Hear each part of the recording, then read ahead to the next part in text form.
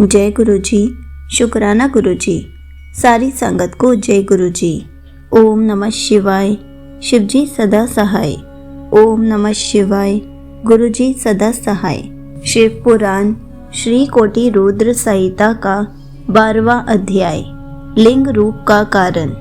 ऋषिगण सूत जी से पूछने लगे, हे सूत जी, आपने हम पर कृपा करके हमें त्रिलोकीनाथ कल्याणकारी भगवान शिव के दिव्य ज्योतिर्लिंग के संबंध में बताया।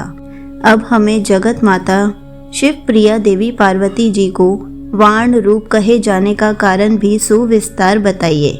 ऋषियों के प्रश्न का उत्तर देते हुए सूत जी बोले, हे ऋषिगणों, प्राचीन काल से ही दारुक नामक एक वन है। वहीं पर त्रिलोकीनाथ भगवान शिव का शिवालय स्थित है। भगवान शिव के भक्त ऋषि मुनि प्रतिदिन सुबह, दोपहर, शाम वहां आकर अपने आराध्य महादेव जी का पूजन, स्तोत्र पाठ एवं प्रार्थना करते हैं। एक दिन ऋषिगण दारुक वन में समिधा लेने के लिए गए थे। तब भगवान शिव ने उनकी परीक्षा लेनी चाही। वे विकराल रूप धारण किए नग्न अवस्था में वहां आ पहुंचे जहां ऋषि पत्नियां थी। उसी समय ऋषिगण भी लौट आए।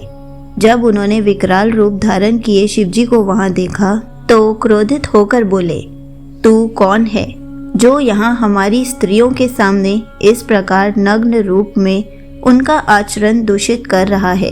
यह तुमने अनुचित कार्य किया है, इसलिए तुम्हें इसकी सजा अवश्य मिलेगी। तुम्हारा लिंग पृथ्वी पर गिर पड़ेगा। ऋषियों के कथनानुसार शिवजी का लिंग जैसे ही पृथ्वी पर गिरा, चारों ओर अग्नि प्रज्वलित हो गई, जिससे सभी जीव जंतु पीड़ित होने लगे। यह देखकर ऋषिगण घबरा गए।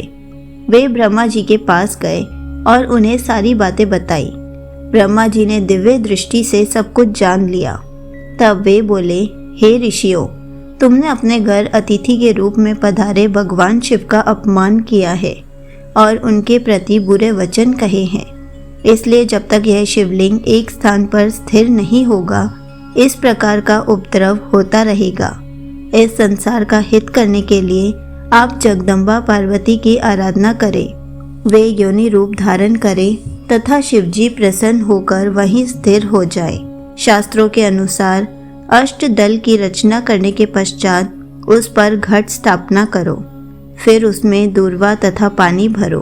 तत्पश्चात शतरुद्र मंत्रों का पाठ करते हुए उस घट के जल में भगवान शिव के लिंग को स्नान कराओ।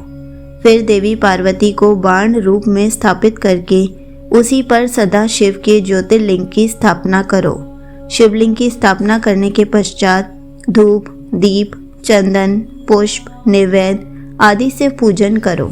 फिर शिवलिंग को श्रद्धा भाव से प्रणाम कर उनके स्तोत्र का पाठ और स्तुति करो। ब्रह्मा जी के वचन सुनकर ऋषिगणों को सही मार्ग मिल गया। उन्होंने ब्रह्मा जी से आज्ञा ली और पुनः अपने स्थान पर वापस आकर बताई गई विधि से देवी पार्वती और भगवान शिव की आराधना की।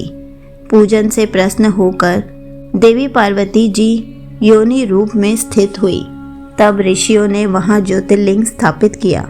ज्योतिर्लिंग की स्थापना से सारे संसार में शांति हो गई। यह ज्योतिर्लिंग संसार में हाटकेश्वर नामक से प्रसिद्ध हुआ।